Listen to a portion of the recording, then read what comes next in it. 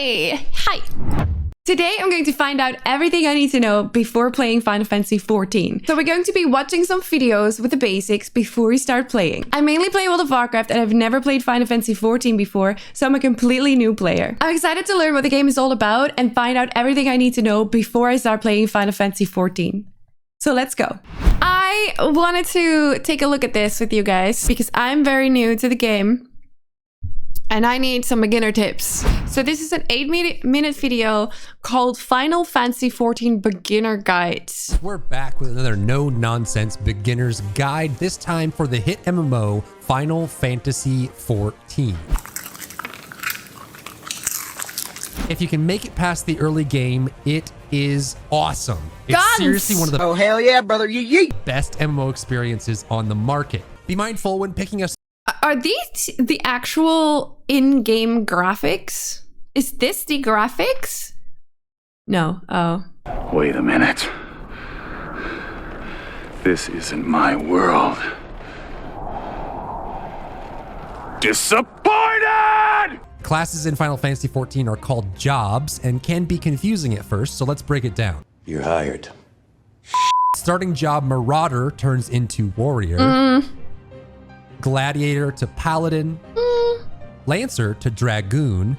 What's a Dragoon? Pugilist. Is that a dragon?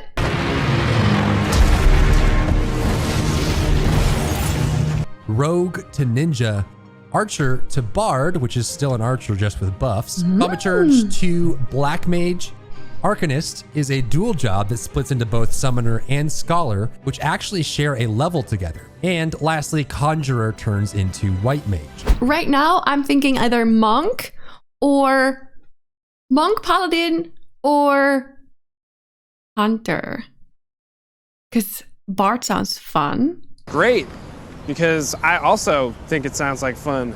Dark Knight, Astrologian, and Machinist are unlocked at and start at level 30. So you can switch to these jobs without starting over at level 1. Now the early game combat is slow and sluggish. A nearly 2.5 second global cooldown and a lack of ability variety means you'll have to muscle through. Remember, it gets much better later on, so survive. Early leveling consists of completing hunting logs, which are challenges that give you XP for completing them. Any monster that completes a hunting log for you will have this icon next to them, so be sure to hunt these down. Fates are world events that give you XP based on your contribution and are a great source of XP as you travel from zone to zone. This you is unlock like dungeons at level 15. This is going inside my brain and it's like instantly evaporating again. I hope that is not very important. It's once you have dungeons available in your duty menu, as they give you huge rewards each day. Once these random roulettes are done, simply queue for the highest level dungeon available, as that will have the highest level mobs in it, which will give you the best XP. And a quick note, you can buy food items in town that give you a small experience boost. To aid with leveling, pick up Gaishal Greens and summon your Chocobo companion who will fight with you. You can customize it using the companion screen with different play styles. Now here's something that I wish I learned immediately upon starting.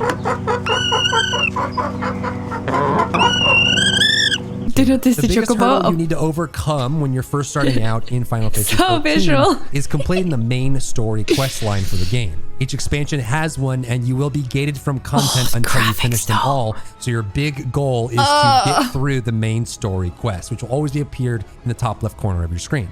Luckily, you only need to do this once per character, and doing so will give you enough XP to reach max level on one job. I thoroughly enjoyed the main storyline for Heavensward and Shadowbringers in particular. They're a treat. If you're extra lazy and have the dough, you can purchase level boosts from the Mog Station. That will level one job and complete all the main story quests up to that level for you.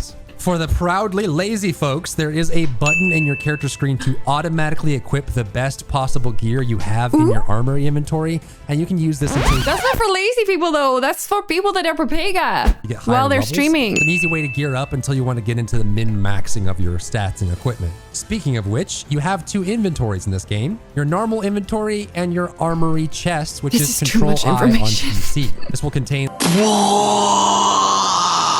all your gear that's available for swapping, and your regular inventories for other items. Jobs are defined by their soul item and the weapon you're using, so once you switch to the correct gear set, you will become that job. You can also drag these gear set icons to your hotbar So you can select them instantly and So basically, you can be any class in just one character. Jobs with ease. That's cool. And lastly, I won't dig into the deep dungeons, but it is worth mentioning. Oh, After that's the main really story cool. quests give you tons of XP, there is an efficient way to level other jobs in the deep dungeon further. Cool. And that's it. That covers all the basics and things Cool. I've learned when playing Final Fantasy 14. Thank and things you. that should help you get started into the game. Thank you. Thank you so much for tuning in today. No, thank you so much for showing this video. I'm gonna click on this other video that was linked. I kind of want to see the Bard.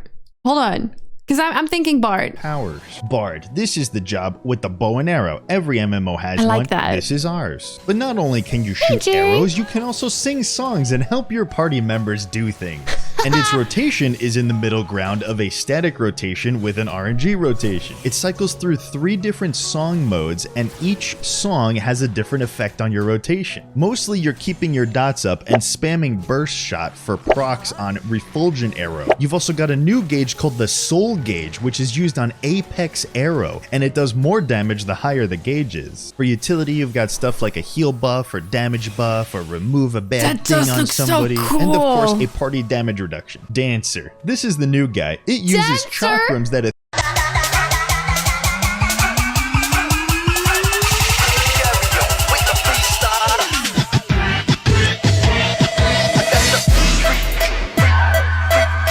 throws around and kills its enemies with belly dancing.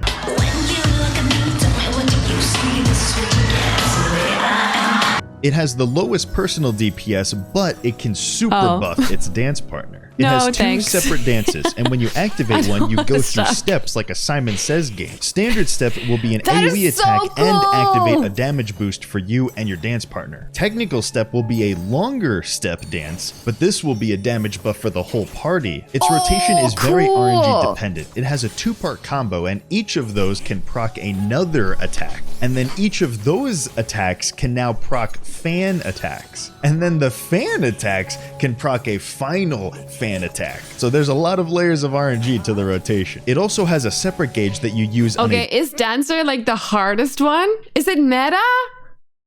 Looks so complicated. Step Dancer, what are you doing? big hitting attack called Saber Dance. And for movement, it has 3 separate dashes that it can use. Black Mage. It uses a magic stick and explosions and a whole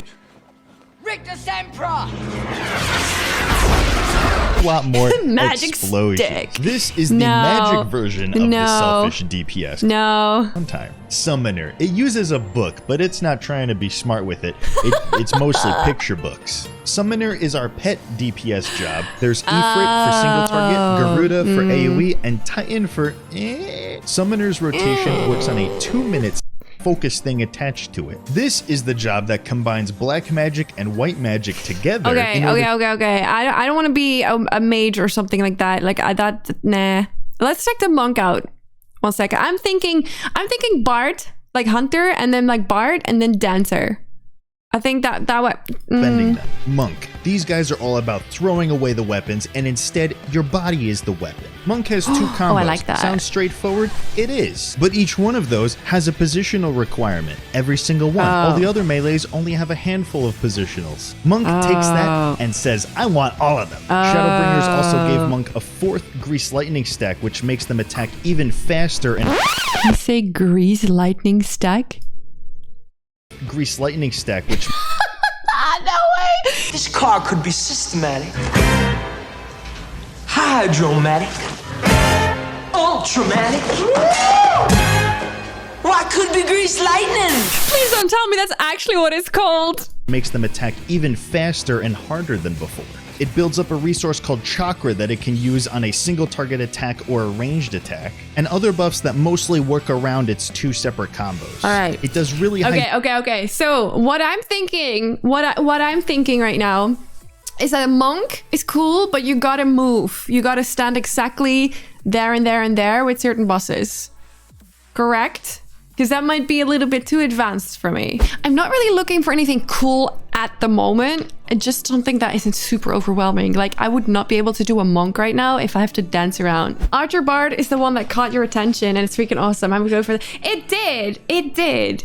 It really did. Especially also because I've started in World of Warcraft, right? And that was also, a hunter was my first character there as well. I think we're gonna go with Bard. So that's the thing with this game. Your character can play any class or job. Okay, we are doing it. Next we'll be making the character, but that's all we got time for this video. So stay tuned for that video coming soon, where we'll be exploring the character customization. Make sure to like and subscribe if you enjoyed this video and if you like to party. Hello, I'm Rico, and I like to party. Yeah, Rico, what did I just say to Dave? Who? Dave. I like to party. I'm Rod. No, you're Kevin. Right. Kevin. I party. No, you don't. Okay, nobody parties but me. Now comes the fun part. Oh, she's cute.